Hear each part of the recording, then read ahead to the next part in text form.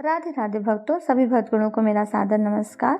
आज मैं आपको पौष मास के शुक्ल पक्ष में आने वाली पुत्रदा एकादशी के बारे में वर्णन करने जा रही हूँ। इस व्रत का क्या महत्व है, क्या विधि है तथा इसकी क्या कथा है। पक्ष में आने वाली एकादशी को पुत्रदा एकादशी के नाम से जाना जाता है। इस व्रत के नाम के अनुसार ही इसका फल है। यह एकादशी बहुत शुभ फलदायक होने के कारण संतान प्राप्ति के इच्छुक व्यक्ति को इस दिन व्रत रखकर संतान की कामना करनी चाहिए ताकि उन्हें मनोवांछित फल की प्राप्ति हो सके। मान्यता अनुसार इस चर और अचर संसार में पुत्रदा एकादशी के व्रत के समान दूसरा कोई व्रत नहीं है। यह एकादशी संतान न होने वाले मनुष्य के लिए एक विशेष अवसर के समान है, क्योंकि जिन व्यक्तियों को संतान प्राप्ति होने में बाधाएं आ रही हैं या जिन्हें पुत्र प्राप्ति की कामना है, उन्हें पुत्रदा एकादशी का व्रत अवश्य करना चाहिए। पुत्रदा एकादशी व्रत की पूजा विधि। पुत्रदा एकादशी व्रत रखने वालों के लिए एक दिन पहले यानी दशमी तिथि की रात्रि से ही व्रत के नियमों का पूर्ण रूप से पालन करना चाहिए। दशमी के दिन शाम में सूर्यास्त के बाद भोजन ग्रहण नहीं करना चाहिए तथा रात्रि में भगवान विष्णु का ध्यान करते हुए ही सोना चाहिए। अगले दिन सूर्योदय से पहले जागकर दैनिक क्रिया से निवृत्त होकर स्नान आदि करके शुद्ध व स्वच्छ धुले हुए वस्त्र धारण करके श्री विष्णु का ध्यान करें। अगर संभव हो तो पानी में गंगा जल मिलाकर उस पानी से नहाना चाहिए। इस पूजा के लिए श्री विष्णु के सामने दिया जलाकर व्रत का संकल्प लेकर कलश स्थापना करनी चाहिए। व्रत का संकल्प इस मंत्र के द्वारा लिया जाता है। अद्य स्थित्वा निराहार सर्वभोग विवर्जिता श्री भोक्षये पुंडरीकाक्ष शरणं मे भवाच्युत। फिर कलश को यथाविधि पूजन करें। कलश की पूजा जैसे आप हर पूजा में करते हैं उसी प्रकार से आपको कलश की पूजा करनी है। उसके बाद श्री विष्णु को अपने सामर्थ्य के अनुसार पुष्प, ऋतुफल, नारियल, पान, सुपारी, लौंग, आंवला आदि अर्पित करें। एकादशी की रात्रि में भजन कीर्तन करते हुए ही समय व्यतीत करें। पूरे दिन निराहार रहें तथा सायंकाल को कथा सुनने के पश्चात ही फलाहार करें। पारण करने से पहले आप ब्राह्मणों को भोजन तथा दान दक्षिणा देकर ही पारण करना चाहिए। एकादशी के दीपदान करने का बहुत अधिक महत्व है, तय इस दिन दीपदान अवश्य करें। इस व्रत के पुण्य प्रभाव से व्यक्ति तपस्वी तथा विद्वान होकर पुत्रादि पाकर अपार धन संपत्ति का मालिक बनता है। आइए कुछ मंत्रों के बारे में जान लेते हैं जिनके आप पुत्रदा एकादशी के दिन भगवान विष्णु की पूजा कर सकते हैं। ओम नमो भगवते वासुदेवाय। ओम विष्णवे नमः। श्री कृष्ण गोविंद हरे मुरारी। हे नाथ नारायण वासुदेवा। ओम नमो नारायणाय। ओम नारायणाय नमः।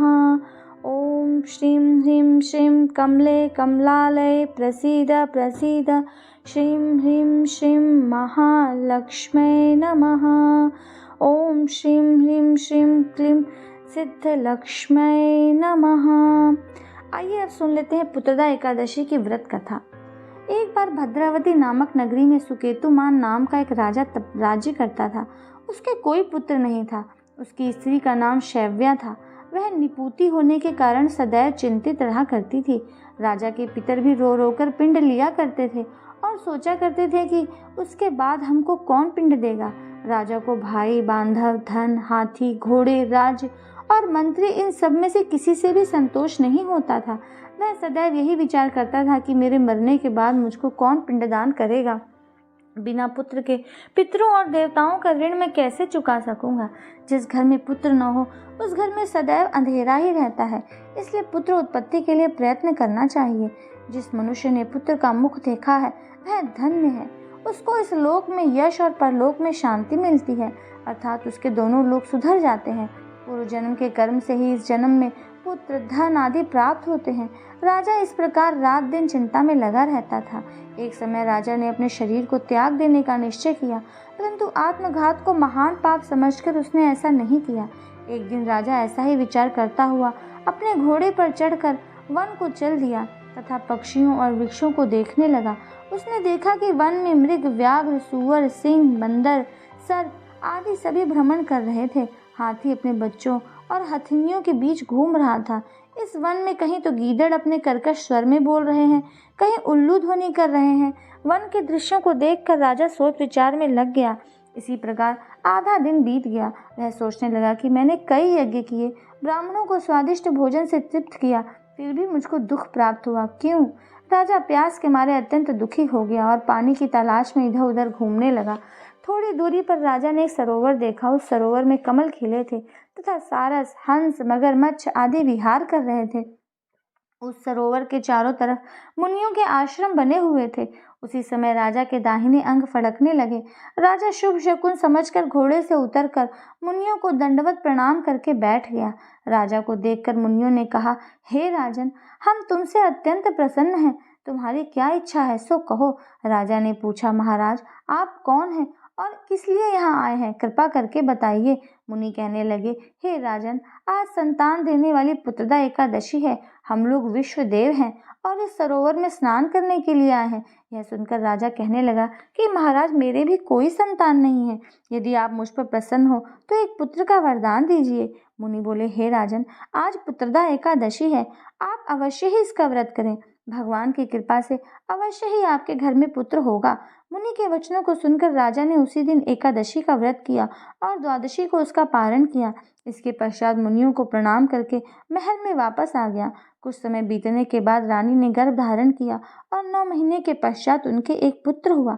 वह राजकुमार अत्यंत शूरवीर, यशस्वी और प्रजापालक हुआ। श्री कृष्ण बोले, हे राजन, पुत्र की प्राप्ति के लिए पुत्रदा एकादशी का व्रत करना चाहिए। जो मनुष्य इस महात्म्य को पढ़ता या सुनता है उसे अंत में स्वर्ग की प्राप्ति होती है। भक्तों, इसी प्रकार से पुत्रदा एकादशी की कथा संपूर्ण हुई। आशा करती हूँ कि आप इस कथा से श्रवण से लाभान्वित होंगे और अत्यधिक लाभान्वित होने के लिए मेरे चैनल को सब्सक्राइब करें, मेरे वीडियो को अधिक से अधिक शेयर करें तथा बेल आइकन को प्रेस करें। तब तक के लिए नमस्कार। राधे राधे।